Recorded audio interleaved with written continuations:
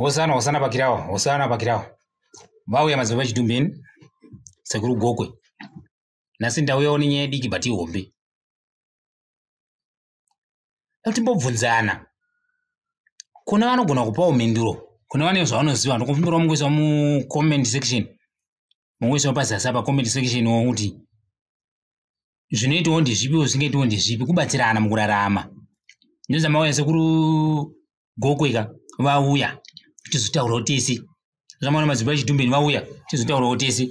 Ndada kuvunza kuti zvinoitawo here kuti kana uri musikana kana mudzimai aroorwa utaurawo zvakamboitikawo kumba kwenyu kana kumusha kwenyu kwakakurira kana musha kwakazvarirwa.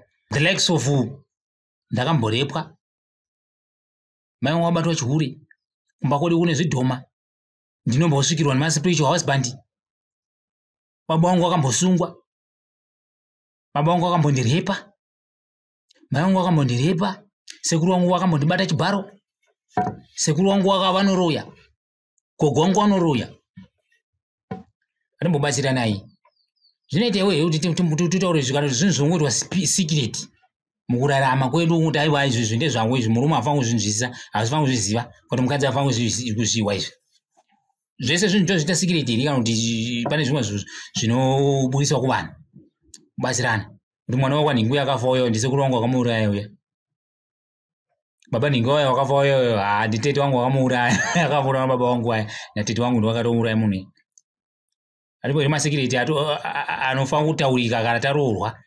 Kuti masikireti atisingafanira kutaura kana tichinge taroora. Zvakambomira sei tombobatsirana. Kana kuti aiwa izvi ndezvefamily ka. Family isingazivi kuti family inobatirwa kumachechi kana kuti achechi edu iyaya makadai tadai mwana wako nhinga takauraya uya ana mufundisi tikamukanda. Zviripo here izvozvo zvinotaurika zvakaitika tisati taroorwa. Kana kuti zviri kutoitika tisati taroora. Kana kuti zvakamboitika.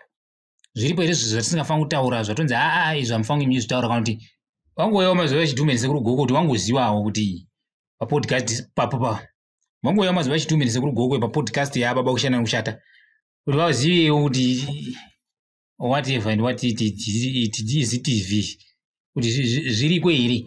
Let's face faithfully. Kubatsirana toda kuti tibatsirane. Dzimwe dzimba dzogona kutofawo naizvozvo, dzimwe dzakatofawo futi naizvozvo. Kuti ari mukomana wangu akanditanga kundikurara nini. Ndisekuru wangu wakadaiso kana kuti aiwa ndibhudhi wangu wakatorara nini vanhu vaenda kunhamo.